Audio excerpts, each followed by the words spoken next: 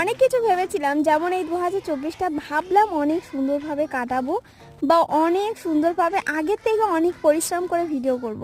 যেহেতু আগেকার ভিডিওগুলো যে পরিশ্রম ছিল না এটা তো পুরো বলাই ভুল হবে। আগেকার পরিশ্রম যতটা পরিশ্রম ছিল ততটাই ভেবেছিলাম এর থেকে দ্বিগুণ করে বছরের শুরু থেকে করব। কিন্তু কয়েকটা আপ ডাউনের কারণে আমার অনেক ভিডিও করা হলো না। 3 দিন পুরো প্রায় ভিডিও আমি দেওয়াই হয়নি। আর মনের কথা তোমাদের সাথে সত্যি বলতে আমার শেয়ার করাও হয়নি।